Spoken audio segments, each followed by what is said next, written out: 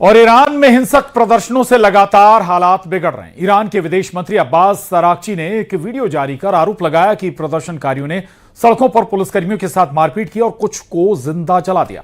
सरकारी दावे के मुताबिक कल रात हुए प्रदर्शनों में 6 सुरक्षाकर्मियों की मौत हुई है। इतना ही नहीं, प्रदर्शनकारियों पर मशहद शहर में एक मस्जिद में आग लगाने का भी आरोप है। वहीं ईरान में सुरक्षा बल की फायरिंग में 538 लोगों के मारे जाने की खबर सामने आ रही है।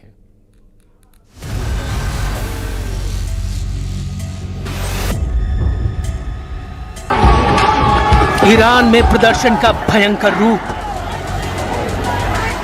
अब तक 538 लोगों की मौत, 10,000 से ज्यादा लोग गिरफ्तार। कहीं गुस्सा है, कहीं आगजनी हो रही है, कहीं कहीं सुरक्षा बलों पर हमले हो रहे हैं। ईरान में शहर शहर प्रदर्शन उग्र हो चुका है। हालात बद से बदतर हो चुके हैं।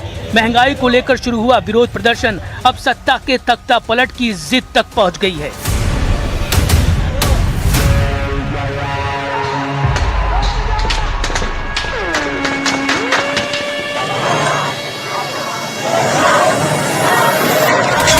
ईरान के 31 प्रांतों के 100 से ज्यादा शहर इस वक्त आग में घिरे हैं। सड़कों पर गुस्सा है, हर तरफ अफरा तफरी है और हालात तेजी से बेकाबू होते दिख रहे हैं। ईरान से सामने आए ताज़ा वीडियो हालात की बहुत ही खतरनाक तस्वीर पेश कर रहे हैं, क्योंकि अब ईरान की आम जनता जो प्रदर्शन में सड़कों पर उतरी है, वो ईरानी सुरक्षा बलों पर हमले करती नजर आ रही है। इसका एक वीडियो ईरान के विदेश मंत्री अब्बास अरागची ने खुद शेयर किया। इस वीडियो में प्रदर्शनकारी सड़कों पर पुलिस कर्मियों को बेरहमी से पीटते हुए और उन्हें जिंदा जलाते नजर आए। इतना ही नहीं, प्रदर्शनकारियों पर मशहद शहर में एक मस्जिद में आग लगाने का भी आरोप है। ईरान की सरकार के दावे के मुताबिक प्रदर्शन अब शांतिपूर्ण नहीं रहे, बल्कि हिंसक रूप ले चुके हैं। इस बीच अमेरिका की human right activist news agency के मुताबिक ईरान में देशव्यापी विरोध प्रदर्शनों में मरने वालों की संख्या बढ़कर कम से कम 538 हो गई है। मारे गए लोगों में 490 प्रदर्शनकारी और 48 सुरक्षा बलों के सदस्य हैं। वहीं ईरान में अभी तक 10,670 से ज्यादा लोगों को गिरफ्तार किया गया है। यही नहीं, प्रदर्शन इतने उग्र हो चुके हैं कि वहां इंटरनेट सेवाएं बंद कर दी गई हैं। इंटरनेशनल कॉलिंग लाइनें काट दी गई हैं और यही वजह है कि ईरान से स्पष्ट आंकड़े सामने नहीं आ पा रहे हैं। तेहरान में हालात और भी ज्यादा दर्दनाक नजर आ रहे हैं। यहाँ के मुर्दाघर के सामने से जो तस्वीरें आई हैं, वो दिल को झकझोर देने वाली हैं। तेहरान के मुर्दाघर के बाहर लाशों का ढेर लगा दिखाई दिया और इन लाशों में लोग अपनों को पहचानने की कोशिश करते नजर आए। आरोप है कि प्रदर्शन के दौरान सुरक्षा बलों की गोलीबारी में ये लोग मारे गए। ईरान की आग अब बॉर्डर से बाहर पहुंच गई है। लॉस एंजलिस में पहलवी समर्थकों के विरोध प्रदर्शन के दौरान एक ट्रक भीड़ पर चढ़ा दिया गया। इस हमले में कई लोग घायल हुए हैं। पुलिस ने ट्रक ड्राइवर को हिरासत में ले लिया है। उधर लंदन से भी ईरान में खामेनेई सरकार के खिलाफ प्रदर्शन की एक तस्वीर सामने आई है। लंदन में ईरानी दूतावास के सामने 100 से ज्यादा प्रदर्शनकारी हाथों में ईरान सरकार के विरोध में तख्तियां लिए नजर आए। इन प्रदर्शनकारियों में महिलाओं की संख्या ज्यादा थी।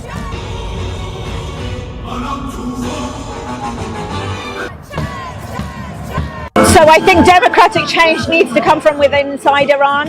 The Iranian people have risen up once again. The Western governments need to voice their support for the Iranian people and for the protests that they are conducting across the country. The Iranian people really need to see that support before they can mobilize. Iran में सत्ता के खिलाफ चल रहे संघर्ष को लेकर अंतर्राष्ट्रीय सियासत भी गरमाई है। इजराइल के प्रधानमंत्री बेंयामिन नेतन्याहू ने ईरान में जारी प्रदर्शनों का खुलकर समर्थन किया है। नेतन्याहू ने कहा है कि इजराइल ईरानी जनता की आजादी की लड़ाई के साथ खड़ा है। ישראל עוקבת בדריכות על הנעשה באיראן. הפגנות למען החירות התפשטו ברחבי המדינה. העם בישראל, העולם כולו, משתאה מול הגבורה האדירה של אזרחי איראן. ישראל תומכת במאבקם לחופש ומגנה בתקיפות את מעשי הטבח ההמוני באזרחים חפים מפשע. כולנו תקווה שהאומה הפרסית תשתחרר מקרוב מעול העריצות, וכשיום זה יגיע, ישראל ואיראן יחזרו להיות שותפות נאמנות בבניית עתיד של שגשוג ושלום לשני העמים. ईरान में सड़कों पर जलती आग, मुर्दाघरों के बाहर लाशों का ढेर और अमेरिका से लेकर इजराइल तक की दखलंदाजी इस बात की तस्दीक कर रहे हैं कि ईरान में आने वाले दिन और उथल पुथल होने वाले हैं।